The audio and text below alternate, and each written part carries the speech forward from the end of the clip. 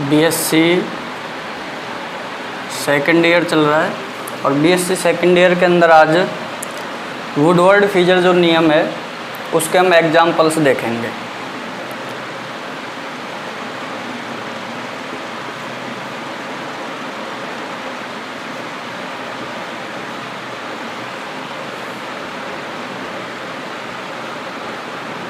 ठीक है, इम्पोर्टेंट नियम है, हर साल यहाँ से क्या है एग्जाम्पल्स पूछे जाते हैं, लैम्ब्डा मैक्स निकलवाई जाती है। एक एग्जाम्पल लेते हैं।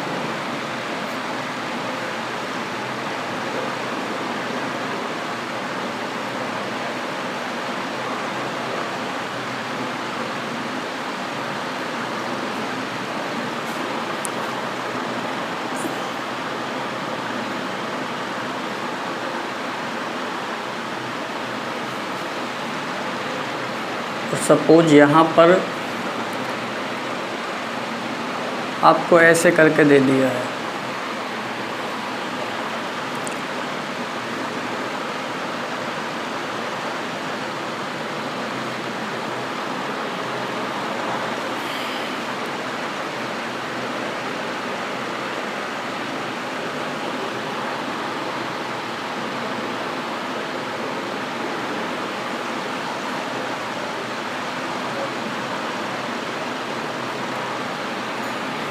ठीक है। ये एक एग्जाम्पल है और इसके लिए आपसे कह रहा है कि लैम्ब्डा मैक्स ज्ञात करनी है, तरंग दैर्ध्य का मान ज्ञात करना है। इस एग्जाम्पल के संयुग्मित डाइन है यहाँ पे, तो सबसे पहले हमें पहचान करनी है मूल मान क्या लेना होगा, मूल मान क्या लेना होगा। तो देखो यहाँ पर सबसे पहले हम एग्जाम्पल पर नज़र करते हैं, तो हम देखेंगे कि यहाँ पर जो कॉन्जुगेशन है, संयुग्मन जो है वो कहाँ से कहाँ तक है, और उसके अंदर भी ये क्या है वलय दिख रही है यहाँ पे। तो वलय हमें पहचाननी है, समवलय या विषम वलय। तो अपन संयुग्मित द्विबंध का प्रकार पहचान गए कि दो द्विबंध जो हैं संयुग्मन में है, डबल, सिंगल और डबल, यानी कि यहाँ से यूँ जा रहा है कॉन्जुगेशन और यहाँ आके रुक रहा है। ठीक है, तो यहाँ से यहाँ तक संयुग्मन है और दोनों द्विबंध जो हैं संयुग्मन के वो अलग अलग वलय में हैं। एक ए वलय में है तो दूसरा जो है बी वलय में है। सपोज इसको सी वलय कह दिया। और इसी तरह से यहाँ पर क्या है, एक डी वलय भी बनी हुई है। क्या बनी हुई है? डी वलय। इसने इस तरह किया हुआ है, इसका मतलब है आगे भी यहाँ वलय बनी हुई है, जैसे सी है उसी तरह से। ठीक, अब देखो यहाँ पर बेस वैल्यू हमने पहचान ली, मूल मान जो है विषम वलय का लेना है, क्योंकि दोनों द्विबंध जो हैं वो क्या है अलग अलग वलय के अंदर है। तो यहाँ पर मूल मान हो जाएगा 214 नैनोमीटर। ठीक है, 214 नैनोमीटर हो जाएगा मूल मान। उसके बाद अब हमें देखना है कि संयुग्मन कहाँ से कहाँ जा रहा है, तो हमें वलय अवशेष, रिंग रेसिड्यू यहाँ पे निकालने हैं। क्या निकालने हैं? वलय अवशेष। पहला काम मूल मान लिखो, उसके बाद यदि सम या विषम वलय है तो सबसे दूसरा सेकंड नंबर का मूल मान के बाद वलय अवशेष निकालो। तो देखो यहाँ से शुरू हो रहा है, एक तो ये वलय अवशेष हो गया, इधर से यूँ जा रहा है, दूसरा ये वलय अवशेष हो गया, और तीसरा यहाँ तक जा रहा है ये वलय अवशेष। तो आप चाहो तो इनको ए बी सी भी दे सकते हो।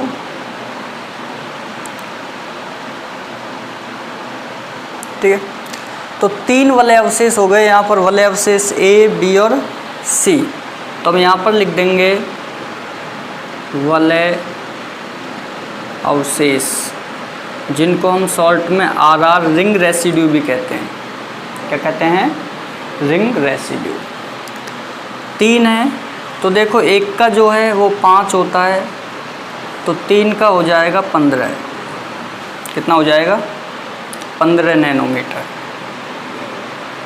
तो हमने दूसरा काम भी कर लिया, वलय अवशेष भी यहाँ पर निकाल लिया।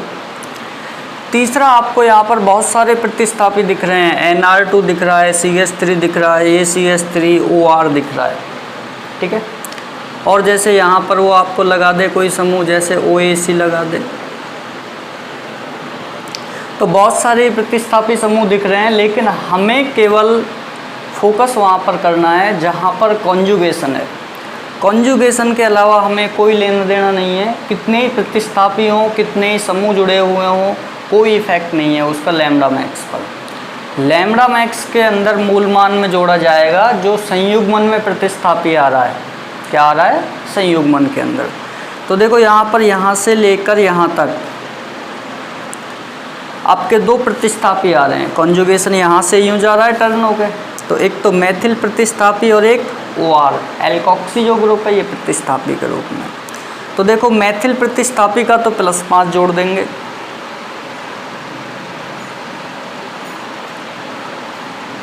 एक CH3 है तो इसका हम +5 जोड़ देंगे। एक OR समूह है तो OR समूह का हमें पता है, टेबल हमें याद होनी चाहिए, +6 जोड़ा जाता है अगर कहीं पर OR समूह आ जाता है, तो +6 नैनोमीटर इसका जोड़ देंगे।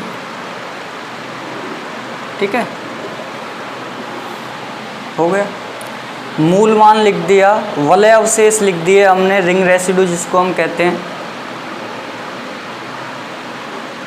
एक प्रतिस्थापी CH3 है, एक OR है। अब देखो यहाँ पर गौर करें तो हम पाते हैं कि यहाँ पर एक बाह्य चक्रीय द्विबंध भी उपस्थित है। क्या है? बाह्य चक्रीय द्विबंध। देखो वलय B को हटा दिया जाए तो ये द्विबंध जो है इस कार्बन से जुड़ा हुआ रह जाएगा। क्या रह जाएगा? इस कार्बन से जुड़ा हुआ। तो ये क्या है? बाह्य चक्रीय द्विबंध है यहाँ पे। तो यहाँ पर हम लिखेंगे एक हमारा EDB है जिसको हम बाह्य चक्रीय द्विबंध, जिसको हम EDB भी कहते हैं, एक्सोसाइक्लिक डुअल बॉन्ड। ठीक है, इसके लिए हमें क्या है? +5 नैनोमीटर जोड़ना है। एक है तो एक जोड़ेंगे, अगर 2 होते तो 10 हो जाता, 5 गुणा 2। एक EDB आ गया। अब देखो कुछ और बचा हुआ है क्या? प्रतिस्थापी हमने ले लिए, बाह्य चक्रीय द्विबंध आ गया, वलय अवशेष हमने ले लिए, मूल मान हमने ले लिया। अब संयुग्मन का विस्तार यहाँ हो नहीं रहा है, 2 ही है।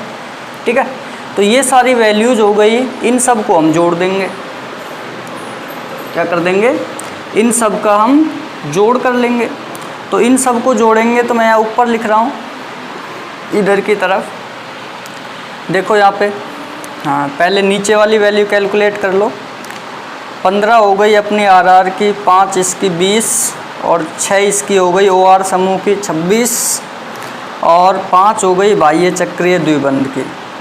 तो 26 और 5 31। ठीक है, और 214 इसमें जोड़ देने हैं। कितने? 214। तो देखो 26 यानी कि 31 और 214 245 हो जाएगा। ये कितना हो जाएगा? 245। तो हम यहाँ पर लिख देंगे lambda max is equal to 245 nanometer. और यही हमारा आंसर है। ये जो लैम्ब्डा मैक्स है इसका आंसर आ चुका है, कितना आया है? 245 नैनोमीटर। ठीक है, 15, 5, 20, 6, 26 और 5 31 और 214 में 31 जोड़ देंगे, 245 नैनोमीटर हमारा इस एग्जाम्पल का क्या आ गया? तरंग दैर्ध्य का मान आ गया। अगर इस तरह से आपने पूरा निकालना है, एग्ज़ाम के अंदर पूछता है तो इसी तरह से एग्जाम्पल्स वो देता है। ठीक है, चलो आगे चलते हैं, अगला एग्जाम्पल देखते हैं। प्रैक्टिस इतनी करनी है कि एग्ज़ाम में अगर क्वेश्चन आता है तो वो गलत नहीं हो। अदरवाइज़ 1-2 एग्जाम्पल दे के मैं आगे चल जाता कि ये इसके उदाहरण है, इस तरह से निकालते हैं। लेकिन प्रैक्टिस इतनी करनी है कि एग्ज़ाम के अंदर कोई गुंजाइश नहीं रहे गलती होने की। ठीक है, चलो अगला देखते हैं।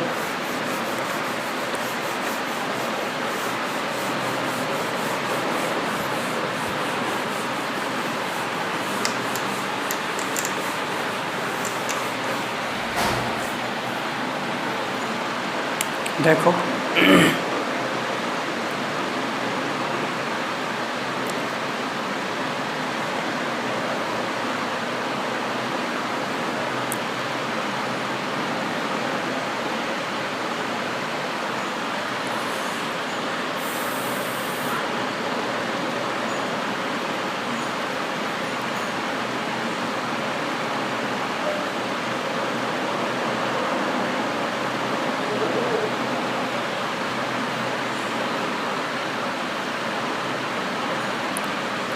ये संरचनाएं छोटी बड़ी हो सकती हैं, लेकिन एक ही मतलब है सबका। संरचनाओं में कोई अंतर नहीं है, ठीक है।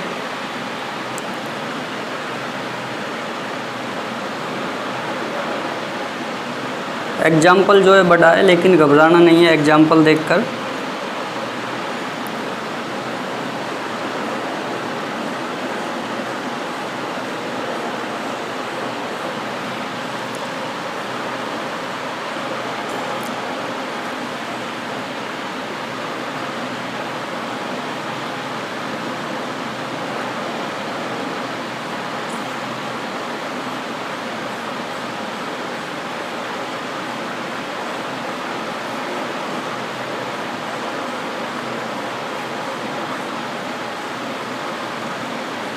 ठीक, देखो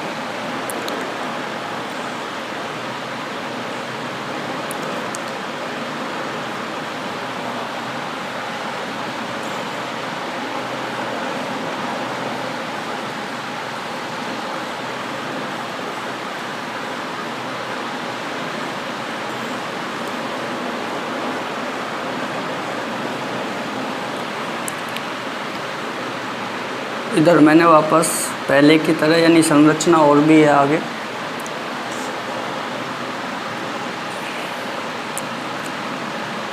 OAC, इधर कोई मैथिल प्रतिस्थापी है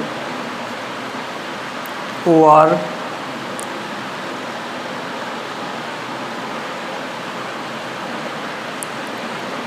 NR2,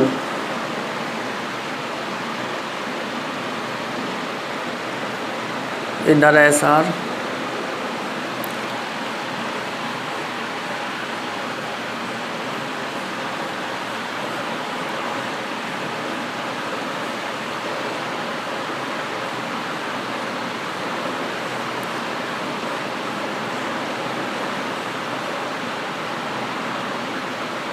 CH3। चलो इस CH3 को तो वैसे ही छोड़ देते हैं।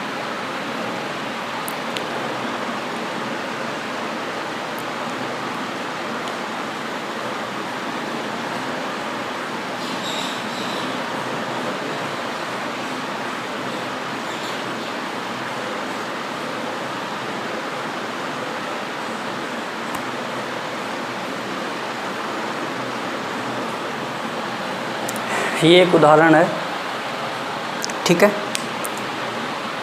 तो उदाहरण बहुत बड़ा दिख रहा है, लेकिन बड़े से कोई मतलब नहीं है, हमें वही काम करना है जो हमें पता है, नियम हमें पता है। तो नियम के अकॉर्डिंग हमें चलना है, किस तरह से इसकी लैम्बडा मैक्स निकालनी है, ठीक है। इसकी लैम्बडा मैक्स फाइंड आउट करनी है। तो देखो सबसे पहला काम आपको देखना है समवलय या विषमवलय। तो देखो double single double single double single और डबल, कॉन्जुगेशन यूँ जा रहा है। तो यहाँ पर देखो ये अलग वलय में, ये अलग वलय में, ये अलग वलय में और ये अलग। इसका मतलब अगर हम इसको मूल मान लें, क्या मान लें, मूल, तो यहाँ पर जो है विषम वलय है ये, क्योंकि दोनों जो द्विबंध हैं संयुग्मन के अंदर वो क्या हैं, अलग अलग वलय में। अगर इन चारों बॉन्ड में से दो बॉन्ड किसी एक वलय में होते समवलय, तो हम फिर इसको न लेकर इसको लेते, क्या करते, इसको न लेकर इसको लिया जाता है यहाँ पर, ठीक है। अब दोनों ही विषम है तो हमने इसको मान लिया, ये विषम वलय। तो सबसे पहले मूल मान,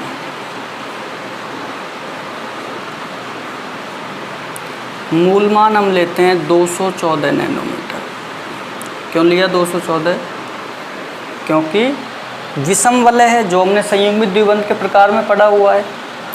उसके बाद दूसरा काम हमें वलय यौगिक है, वलय युक्त यौगिक है जिसका लैम्बडा मैक्स निकालना है, तो वलय अवशेष निकालेंगे। तो देखो ये यहाँ से शुरू हो रहा है, यूँ जा रहा है ऊपर की तरफ, इधर नहीं जा रहा, कट हो जाएगा। यहाँ से यूँ जा रहा है, इधर नहीं जा रहा, तो यहाँ से कट हो जाएगा। और यहाँ से यूँ जा रहा है और यहाँ से ऊपर जा रहा है, इधर नहीं जा रहा साइड में, यहाँ से कट हो जाएगा, ठीक है। ऊपर यहाँ जाकर ये राइट साइड टर्न होता है, तो ये यहाँ से फिर से कट हो जाएगा एक, और उसके बाद लास्ट ये, ठीक है। तो मैं इनको नंबरिंग दे देता हूँ। जैसे ये आपका ए हो गया, ये बी हो गया, ये सी हो गया, ये डी हो गया, ये ई और ये एफ। यानी कि आपके टोटल जो हैं 1 2 3 4 5 और 6 वाले अवशेष आ गए। A B C D E F, यानी कि total number of ring residue 6 हैं इस एग्जाम्पल में। ध्यान से देख लो एक बार फिर, जहाँ से कॉन्जुगेशन स्टार्ट हो रहा है, यहाँ से स्टार्ट हो रहा है, तो ये कट लग जाएगा पहला वाले अवशेष। उसके बाद दूसरा यहाँ आएगा, ये इधर नहीं जा रहा है वाले में, इधर की तरफ जा रहा है, तो दूसरा ये। उसके बाद ये ऊपर जा रहा है, तो तीसरा इधर साइड में नहीं जा रहा है कॉन्जुगेशन जो है, तो ये इधर जाएगा। और यहाँ से इधर नहीं जा रहा, तो ये डी वाला आ जाएगा। अब आगे चलें ऊपर, तो देखो यहाँ पे इधर नहीं आ रहा है वाले में, तो ई वाले अवशेष आ जाएगा यहाँ पे। और आगे जाएंगे तो यहाँ पर ये एफ वाले अवशेष। तो टोटल रिंग रेसिड्यू यहाँ पर कितने हो गए वाले अवशेष जो हैं,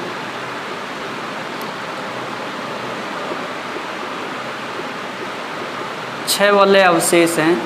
और एक का 5 लिया जाता है, तो ये आपका हो जाएगा 30 नैनोमीटर। कितना हो जाएगा?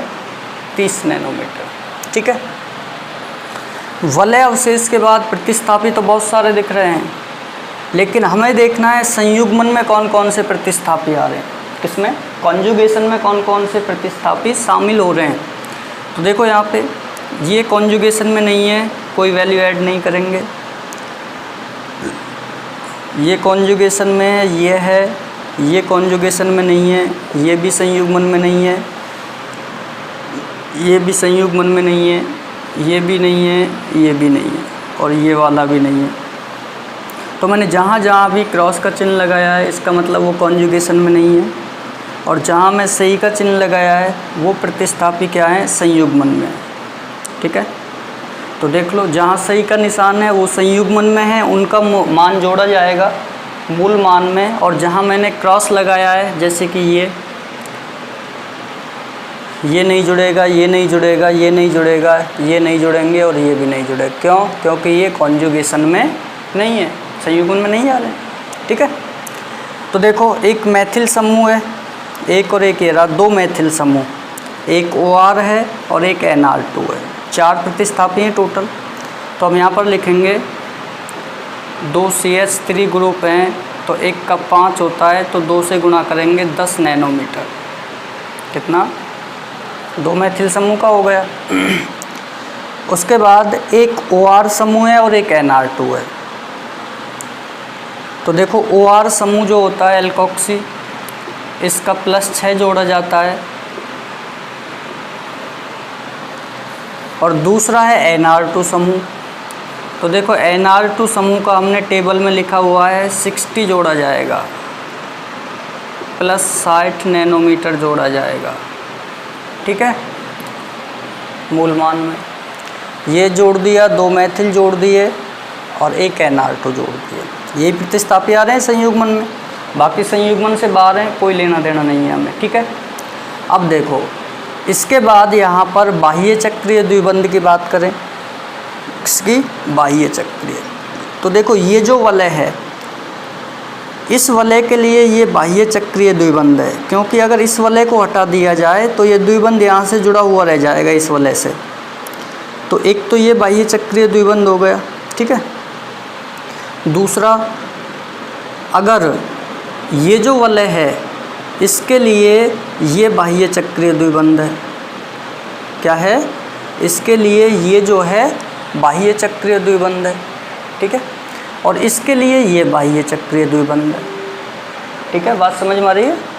तो एक तो ये हो गया, दूसरा ये इसके लिए है और ये इसके लिए है, दोनों एक दूसरे के लिए बाह्य चक्रीय द्विबंध है। तो टोटल बाह्य चक्रीय द्विबंध कितने हो गए? 3। कितने हो गए? 3 हो गए कुल बाह्य चक्रीय द्विबंध। तो हम यहाँ पर लिखेंगे EDB, 3 EDB। तो 3 EDB हैं, तो एक का 5 होता है, 3 से गुणा करेंगे तो 15 नैनोमीटर हो जाएगा। कितना हो जाएगा? 15 नैनोमीटर हो जाएगा, ठीक है। चलो, EDB हमने ले लिए, बाह्य चक्र द्विबंध। अब हम देखते हैं संयुग्मन का विस्तार कौन कौन कर रहा है। तो देखो यहाँ पर ये हमने मूल मान लिया संयुग्मित डाइईन, ठीक है। तो देखो इसके अलावा एक ये संयुग्मन का विस्तार कर रहा है और एक ये कर रहा है। तो संयुग्मन के विस्तारक कितने हैं? 2। तो 1 का 30 होता है। तो यहाँ पर हम लिखेंगे 2 संयुग्मन विस्तारक, संयुग्मन विस्तारक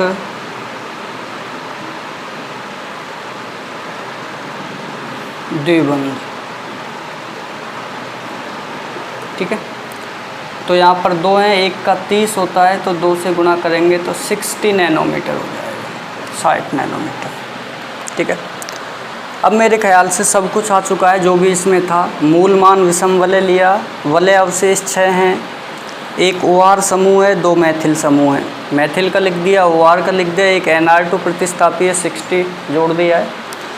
उसके बाद यहाँ पर देखा बाह्य चक्रीय द्विबंध एक ये है और एक ये इस वलय के लिए है, तो ये वाला इस वलय के लिए है।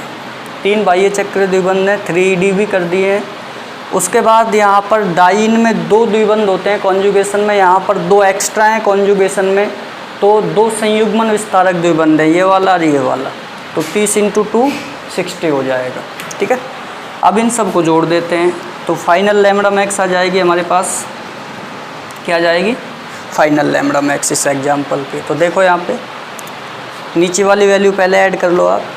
30 और 10 40 और 6 36 और 60 106, 106 और 15